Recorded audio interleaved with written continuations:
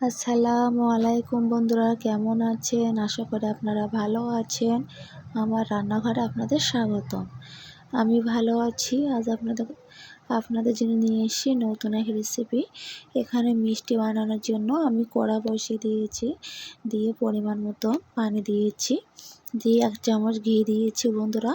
দেওয়ার পরে আমি লবণ দিয়েছি 1 চামচ, স্বাদ পরিমাণে লবণ দেবেন।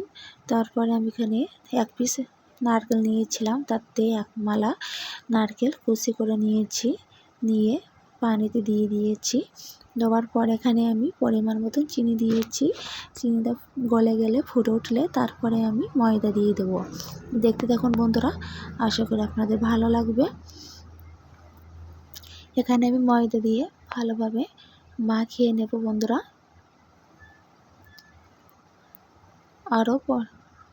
আমার আরও 1 বাটি ময়দা লেগেছিল বন্ধুরা, সেটা দিয়েছি।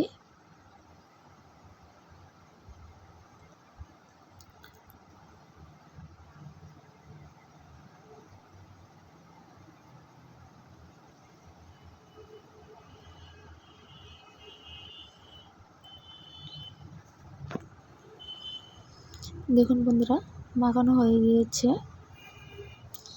নামিয়ে নিয়েছিলাম, নিয়ে আমি আরও মাখিয়ে নিয়েছি হাত দিয়ে। দেওয়ার পরে এখানে আমি হাতে তেল লাগিয়ে নেব, কেননা মিষ্টিটা বানানোর জন্য।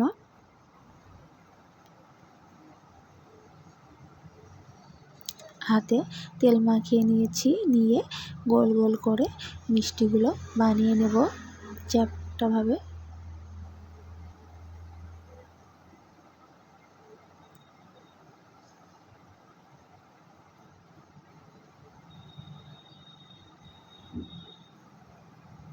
ঠিক এইভাবে বানিয়েছি বন্ধুরা। দেখুন, আরও একটা বানিয়ে আপনাদের দেখিয়ে দেব। খুব সহজভাবে বানিয়ে মিষ্টি দেখিয়ে দিলাম। খেতে দুর্দান্ত হয়েছিল বন্ধুরা, কম উপকরণ দিয়ে। আমার ভিডিওটা যদি কোনো অংশ ভালো লেগে থাকে তাহলে লাইক সাবস্ক্রাইব করে পাশে থাকবেন বন্ধুরা। ভিডিওটা দেখার আগে লাইকটা দিয়ে ভিডিওটা দেখবেন।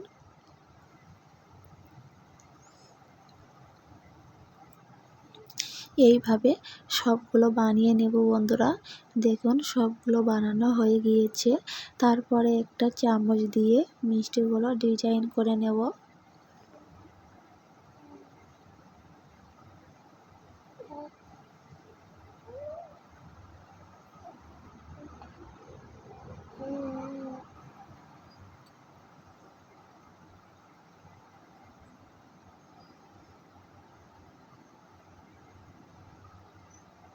দেখুন বন্ধুরা, এইভাবে সবগুলো বানিয়ে নেব। কত দারুণ হয়েছে দেখুন। আপনারা চাইলে আপনাদের মতন ডিজাইন করে নেবেন। আমি এইভাবে ডিজাইন করে নিয়েছি।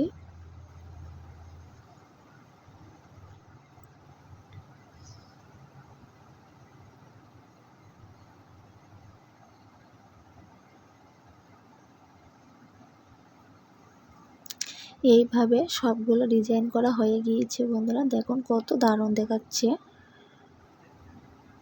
তারপরে এখানে আমি তেল দিয়েছিলাম, তেলটা গরম হওয়া পর্যন্ত অপেক্ষা করেছিলাম। তেলটা গরম হয়ে গিয়েছে।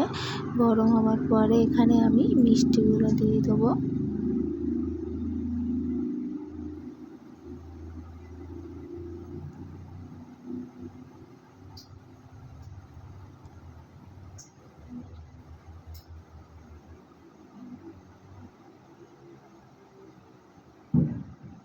দিয়ে মিডিয়াম আঁচে মিষ্টিগুলো ভাজা করে নেব।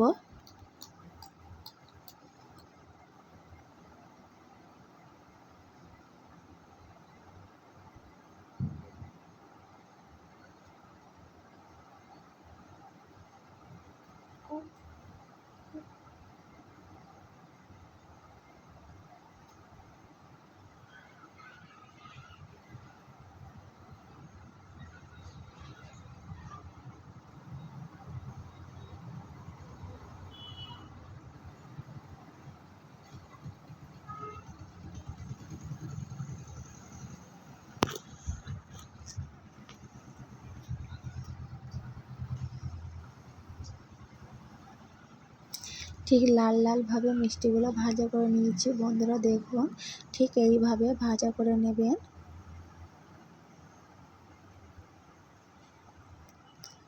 তারপরে আমি এখানে শিরা বানানোর জন্য আমি পানি নিয়েছি, একটা কড়া বসিয়ে দিয়ে তাতে আমি চিনি দিয়েছি পরিমাণ মতন। চিনিটা গেলে ফুটে উঠলে মিষ্টিগুলো আমি দিয়ে দেব।